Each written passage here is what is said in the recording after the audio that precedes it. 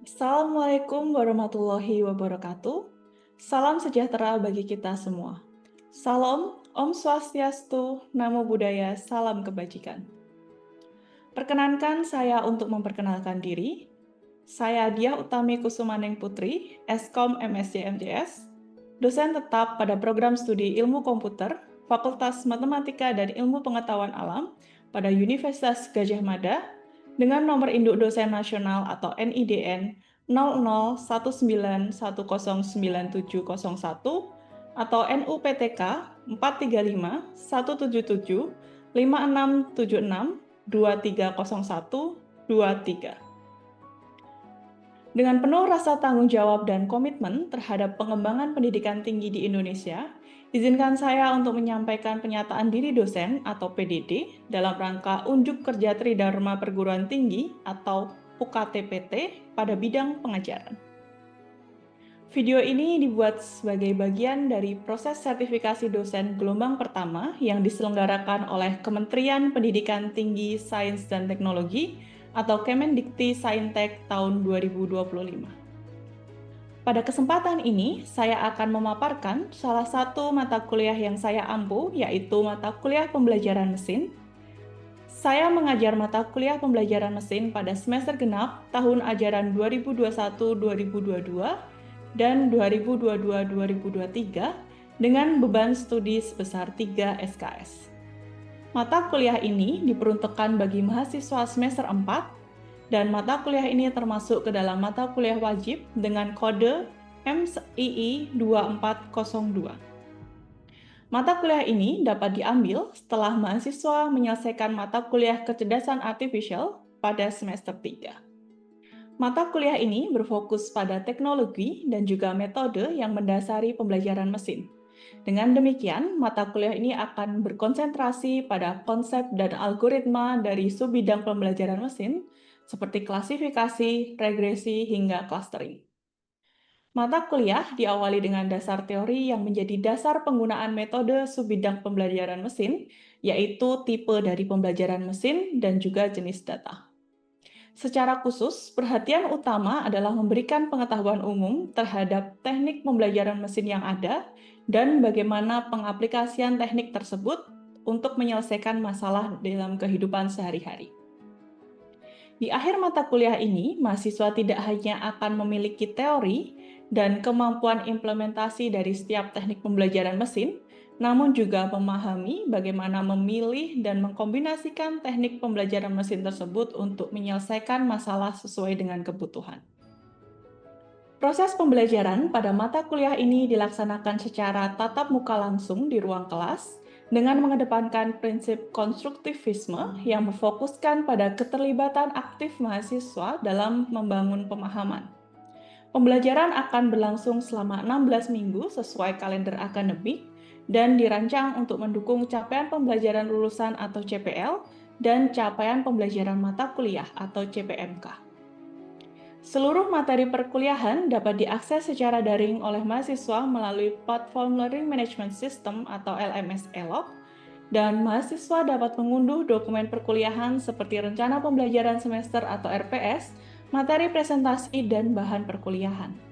Selain itu, mahasiswa juga dapat menyimak video penjelasan, menjawab kuis, serta mengunggah tugas-tugas yang diberikan dosen secara terintegrasi melalui sistem ini. Untuk metode pembelajaran, pada mata kuliah pembelajaran mesin dilaksanakan dengan pendekatan student-centered learning yang mendorong keterlibatan aktif mahasiswa dalam pemahaman konsep pembelajaran mesin dan pengaplikasian algoritma pembelajaran mesin untuk menyelesaikan masalah dalam kehidupan nyata. Metode pembelajaran yang diterapkan antara lain yang pertama ceramah partisipatif melalui penyampaian bahan ajar, kemudian diskusi terstruktur di ruang kelas, latihan implementasi algoritma pembelajaran mesin, kemudian tugas individu melalui studi kasus kontekstual, tugas kelompok melalui proyek kolaboratif, presentasi hasil prototipe dari proyek kolaboratif, dan pendayagunaan LMS dengan menambahkan fitur gamifikasi. Untuk mendukung capaian pembelajaran lulusan program studi S1 Ilmu Komputer yang terdiri atas 5 domain utama, yaitu CPL pertama terkait memiliki sikap dan tata nilai, CPL kedua menguasai pengetahuan dasar dan teoritis, CPL 3 penguasaan pengetahuan terapan, CPL 4 terkait dengan penguasaan kemampuan kerja dan juga keterampilan penyelesaian masalah, serta CPL 5 terkait dengan memiliki sikap profesionalisme. Adapun CPL yang relevan dan diintegrasikan dalam pembelajaran mesin yaitu CPL 2 terkait dengan menguasai pengetahuan dasar dan teoritis, CPL 3 terkait penguasaan pengetahuan terapan, CPL 4 terkait dengan penguasaan kemampuan kerja dan keterampilan menyelesaikan masalah, serta CPL 5 terkait dengan memiliki sikap profesionalisme. Setelah menyelesaikan mata kuliah ini, mahasiswa diharapkan mampu menunjukkan penguasaan pengetahuan, keterampilan, dan sikap yang tercermin dalam capaian pembelajaran mata kuliah atau CPMK sebagai berikut. CPMK pertama, mahasiswa mampu menjelaskan dan mengidentifikasi subbidang pembelajaran mesin. CPMK kedua, mahasiswa mampu mengimplementasikan algoritma dan teknik pembelajaran mesin. CPMK ketiga, mahasiswa mampu menjelaskan dan mengidentifikasi kegunaan pembelajaran mesin dalam menyelesaikan masalah. Materi pembelajaran pada mata kuliah ini disusun secara sistematis untuk mendukung capaian pembelajaran yang mencakup pemahaman secara teori dan implementasi teknik pembelajaran mesin, serta bagaimana mengaplikasikan teknik tersebut dalam masalah di kehidupan nyata. Adapun ruang lingkup materi mencakup pengenalan konsep dasar dan tipe pembelajaran mesin, pemahaman dan akuisisi data, eksplorasi data, regresi, training objektif, evaluasi performa model dan validasi, kemudian model-model pembelajaran mesin diantaranya decision tree, nearest neighbor, naive Bayes, dan juga super vector mesin. Kemudian overfitting dan regularization, kemudian ensemble learning, unsupervised learning, dan juga studi kasus terkait klasifikasi dan prediksi. Untuk penilaian hasil belajar mahasiswa dilakukan secara komprehensif berdasarkan kombinasi berbagai aspek pembelajaran. Adapun penilaian dilakukan berdasarkan tugas individu yang terdiri dari 2 tugas dengan total bobot 10%, kemudian tugas kelompok dan juga proyek akhir dengan total bobot 40%, kemudian ujian tengah semester dengan bobot 25% dan ujian akhir semester dengan bobot 25%.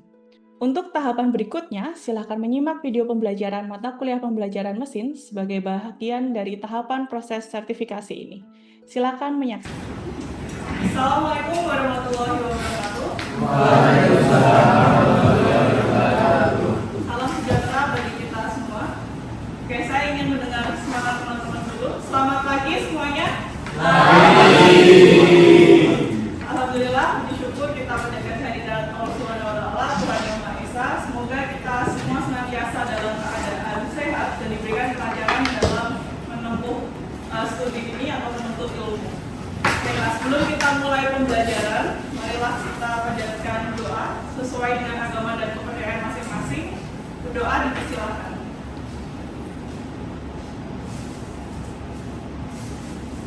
Berdoa selesai. Semoga perkuliahan hari ini bisa berjalan dengan lancar dan juga penuh keberkahan. Baiklah, pada pertemuan ini kita akan membahas materi pertama yaitu pengenalan mesin learning atau pembelajaran mesin. Nah, sebelumnya teman-teman di sini menggunakan sosial media semua? Iya.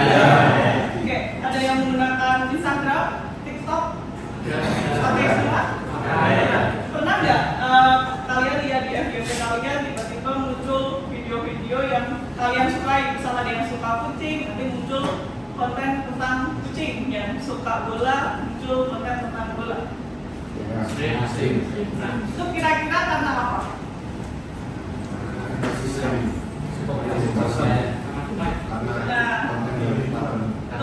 Karena kalian sebelumnya pernah menyukai beberapa video-video yang seperti itu. Jadi nanti dari sosial media akan memberikan rekomendasi kepada kalian video-video yang suka. Nah, ini adalah konsep sistem rekomendasi, karena di dalamnya itu menggunakan pembelajaran mesin atau mesin learning. Kita hari ini akan mengenal apa itu definisi pembelajaran mesin dan tipe-tipe pembelajaran mesin. Ini kita akan membahas nanti definisi dari pembelajaran mesin, kemudian tipe-tipe dari pembelajaran mesin ada supervised learning, ada unsupervised learning, kemudian ada semi-supervised learning, dan yang terakhir adalah reinforcement learning. Kita mulai dengan definisi dari pembelajaran mesin. Jadi kita ambil definisi yang paling terkenal adalah dari Novel. Jadi di sini dia mendefinisikan bahwa pembelajaran mesin adalah suatu program komputer yang dikatakan belajar dari pengalaman atau experience, ya. Disebutkan dengan E, dan berkenaan dengan suatu tugas tertentu atau task tertentu, dan nanti akan diukur dengan kinerja performa P. Nah, di mana jika kinerja pada tugas-tugas P ini diukur dengan P akan semakin meningkat jika experience-nya semakin bertambah. Jadi nanti performa modelnya akan lebih baik ketika punya data-data yang telah dilatih sebelumnya, yaitu experience A. Nah, definisi lain yang lebih mudah dipahami adalah machine learning adalah suatu algoritma yang bisa belajar dari data. Oke, jadi ini terdengar kompleks ya, tapi kita bisa bedah satu persatu dari elemen-elemen yang ada dalam definisi ini. Jadi ada elemen T, E, dan T. T itu adalah task atau tugas yang akan diselesaikan. Nah, ini akan bervariasi sesuai dengan kondisi kita sehari-hari. Jadi misalnya sistem identifikasi untuk presensi ya. Untuk presensi kita bisa identifikasi dari mana? Dari wajah bisa. Nah, dari sidik jari bisa. Nah, itu contoh tugas-tugas dalam kehidupan sehari-hari. Dan juga misal kita memprediksi harga saham. Mungkin ada yang main saham di sini. Ada juga yang mungkin sehari-hari ini mungkin melihat konten-konten berita. Nah, itu ada klasifikasinya juga. Jadi berita ini termasuk olahraga, berita ini termasuk ekonomi dan sebagainya. Ini contoh dari T. Kemudian ada elemen E. E ini adalah experience. Nah, experience ini adalah berupa data. Jadi data-data ini akan dikumpulkan dan digunakan untuk melatih algoritma atau model mesin learning. Kemudian komponen ketiga adalah P, yaitu performance measurement. Di sini adalah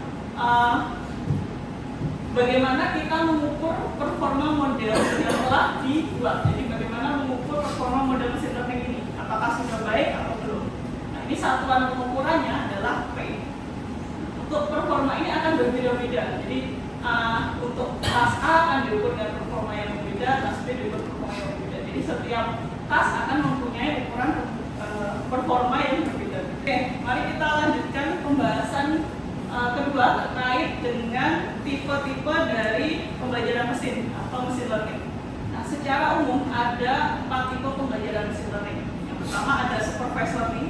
Di sini kita menggunakan data yang telah diberi label ya, untuk melatih algoritma mesin learning tersebut. Biasanya ada 2 tipe, di sini ada klasifikasi dan regresi yang kemudian digunakan. Kemudian ada unsupervised learning. Perbedaannya, supervised tadi menggunakan data yang berlabel, kalau unsupervised ini menggunakan data yang tidak berlabel.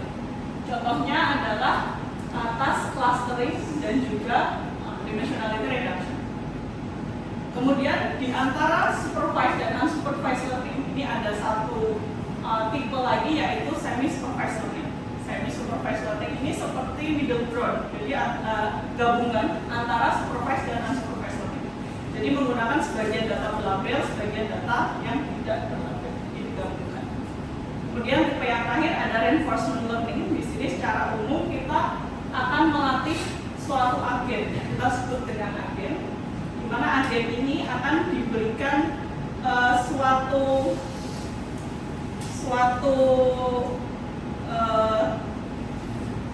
task ya. Jadi dia nanti akan dapat mengintegrasikan dengan lingkungan sekitarnya dari task itu. Jika dia melakukan pekerjaannya atau tasknya itu dengan benar, dia akan diberi reward. Sedangkan jika dia salah akan diberi punishment. Nah, ini akan dilakukan secara berulang-ulang hingga agen tersebut dianggap cerdas atau dianggap pintar. Jadi dari sistem penalti dan juga reward yang diberikan terhadap suatu agen. Kita akan bahas satu persatu dari keempat tipe ini ya, secara lebih detail beserta contoh-contohnya. Oke, yang pertama kita akan membahas detail terkait dengan supervised learning atau pembelajaran yang diawasi. Nah, di sini ada ilustrasi gambar, ada berbagai macam gambar dan juga tiap gambar ini mempunyai target atau labelnya. Ya, ada gambar pesawat, kemudian ada gambar mobil, ada gambar burung, kucing, dan sebagainya. Di sini tas kita adalah memprediksi gambar baru. Misalnya di sini kita punya gambar kucing. Dan bagaimana komputer ini bisa mengenali ini gambar kucing atau anjing atau sebagainya atau hewan yang lain. Ini adalah tugas machine learning. Jadi kita membuat model agar sistem bisa mendeteksi atau mengenali kalau objek ini itu adalah kucing. Supervised learning di sini akan menggunakan data yang berlabel. Jadi data-data yang berlabel ini akan digunakan untuk melatih algoritmanya. Jadi kita seperti belajar dengan guru ya. Jadi sudah diketahui gambar ini itu labelnya apa atau targetnya apa. Itu untuk supervised learning. Nah, pada supervised learning ada dua jenis tas, yaitu regresi dan klasifikasi. Ada yang paham apa bedanya? Nah, untuk yang belum paham tidak apa-apa, kan saya jelaskan. Jadi di sini ada regresi dan klasifikasi. Perbedaan utamanya adalah targetnya atau labelnya. Ini sama-sama masuk ke dalam tas supervised learning, tapi yang membedakan adalah labelnya. Kalau regresi itu labelnya adalah berupa nilai-nilai numerik. Jadi nilai-nilai yang bentuknya kontinu. Sedangkan untuk klasifikasi itu labelnya adalah nilai-nilai yang bentuknya diskrit atau kategorikal. Nah, contohnya di sini kita mau memprediksi harga saham. Kira-kira untuk memprediksi harga saham itu fitur-fitur yang digunakan apa saja yang mungkin bisa kita gunakan?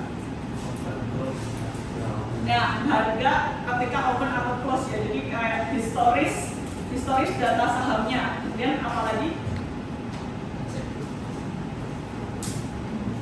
Mungkin ada sentimen berita ya. Mungkin dari saham ini ada positif atau negatif, itu akan mempengaruhi harga saham. Nah, di sini kita menggunakan fitur-fitur tadi ya untuk memprediksi apakah kalau regresi itu yang kita prediksi tadi berupa nilai kontinu. Jadi bentuk outputnya itu adalah nilai sahamnya. Sedangkan kalau klasifikasi yang kita prediksi adalah kelasnya. Jadi apakah ada kenaikan ya full atau ada penurunan saham ya, okay. Jadi bentuknya bukan angka tapi bentuknya menjadi diskrit. Hanya ada dua kategori, kenaikan atau penurunan. Nah, ini perbedaan utamanya antara regresi dan klasifikasi. Oke, ada yang bisa menyebutkan contoh lain untuk tas regresi dan klasifikasi beserta fitur dan targetnya? Saya. Silahkan, Mbak. Baik, mungkin saya memberikan contoh terkait dari supervised. Tadi ada image classification. Untuk klasifikasi sendiri, contohnya seperti klasifikasi untuk beberapa kendaraan biasanya yang dipasang di CCTV itu. Jadi fiturnya bisa dari pola visual kendaraannya seperti jumlah roda atau tata letak lampu dan lain-lain. Untuk targetnya ya dilabeli dari misal label 0 itu mobil, 1 motor, 2 truk dan lain-lain. Untuk regresi mungkin saya juga mau memberikan contoh terkait image juga. Fiturnya ini terkait melihat usia untuk memprediksi usia lewat wajah. Mungkin fiturnya dari misal bentuk rahang atau warna kulit, kerutan kulit seperti itu. Untuk targetnya sendiri dia outputnya langsung berupa numerik ukuran tahun seperti itu. Oke, terima kasih Mbak Ninis. Tepuk tangan untuk Mbak Ninis. Baiklah, dari contoh yang disebutkan Mbak Ninis tadi, saya rasa rekan-rekan sudah memahami supervised learning ya. Oke, jadi kita lanjutkan ke tipe yang kedua, yaitu unsupervised learning. Nah, di sini unsupervised learning menggunakan algoritma untuk menganalisis atau mengelompokkan kumpulan data, tapi menggunakan data yang tidak berlabel. Nah, caranya bagaimana? Caranya adalah melihat dari pola yang ada dalam data tersebut atau fitur-fitur yang ada dalam data tersebut. Jadi kita analisis fitur-fiturnya, kita lihat kedekatannya, kemudian kita bentuk cluster atau kita bentuk kelompok-kelompok. Nah, itu adalah cara kerja dari unsupervised learning. Jadi dia menggunakan data yang tidak berlabel, tapi kita lihat dari similarity-nya atau kemiripan antar fiturnya. Nah, contoh aplikasi unsupervised learning adalah ketika kita mensegmentasi customer yang ada dalam toko online. Ya, kita bisa lihat perilaku dari customer tersebut tanpa tahu dia masuk ke kategori apa. Kita lihat kemiripannya sehingga kita bisa membuat segmen-segmen customer ini. Oke, nah mungkin masih ada yang belum paham ya bedanya apa supervised dan unsupervised. Ya, ini mungkin gambarannya. Jadi di sini kita akan melihat bagaimana kita menganalisis resiko berdasarkan umur dan juga pendapatan. Jadi resiko ketika bank memberikan pinjaman ke customer-nya, apakah dia termasuk high risk atau low risk.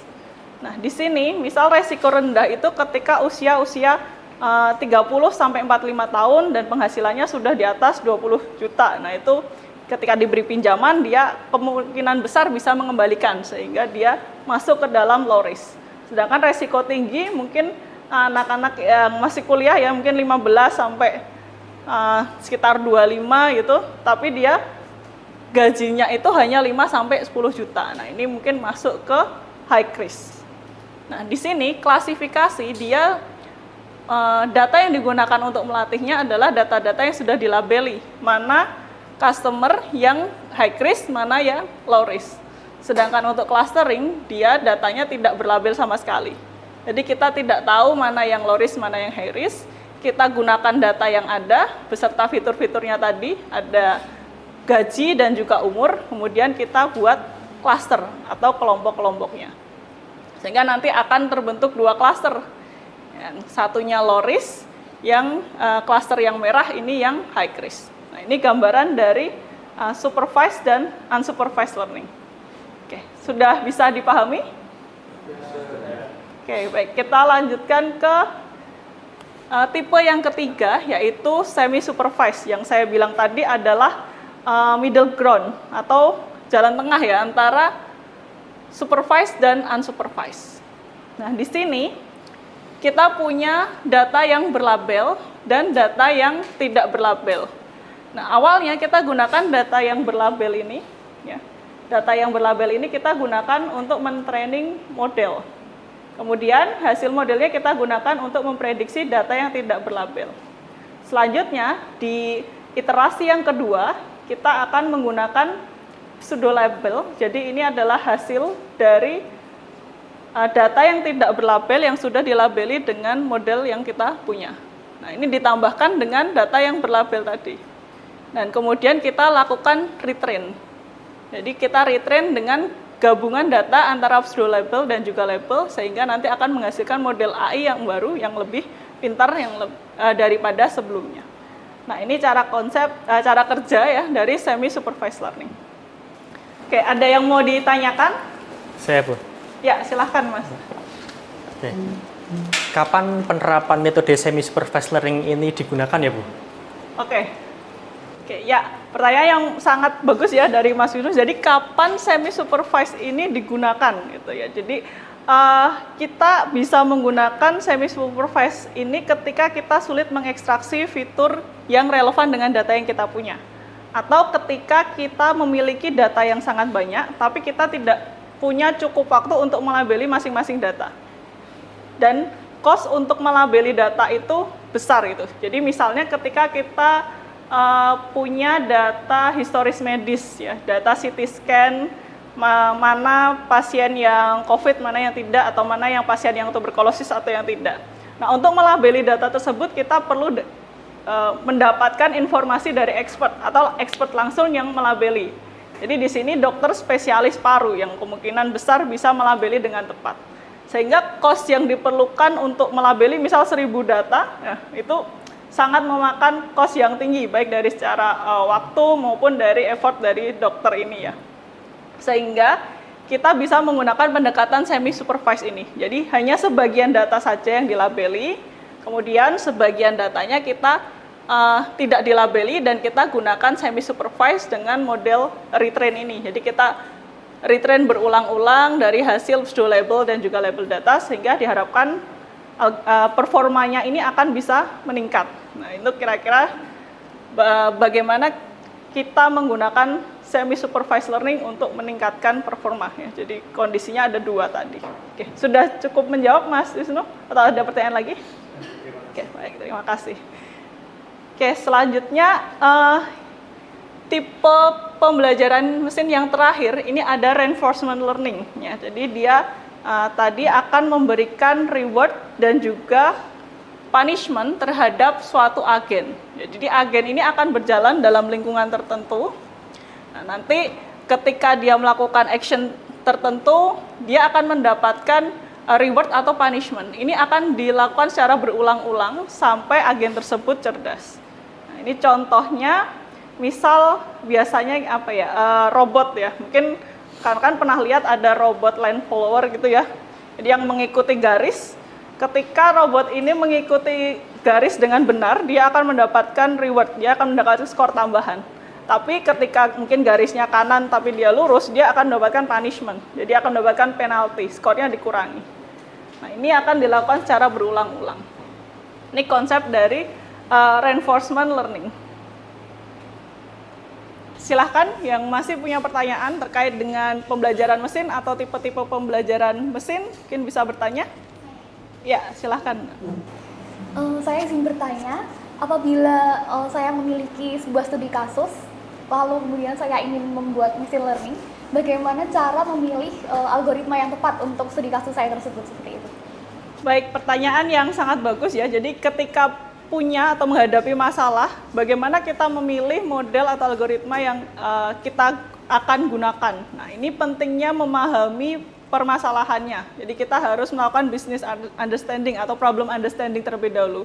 Kita pahami data yang kita punya itu berupa apa dan targetnya itu seperti apa. Jadi misal targetnya itu kita cocokkan apakah bisa masuk ke dalam supervised learning atau unsupervised learning atau reinforcement learning. Nah, kira-kira nanti yang cocok apa? Dilihat dari datanya dulu, ya, datanya, kemudian output yang diharapkan itu apa, atau tujuannya, goalnya. Nah, nanti kita bisa memilih mana tipe pembelajaran mesin yang bisa kita gunakan. Nah, kurang lebih seperti itu. Ada yang masih kurang jelas mungkin?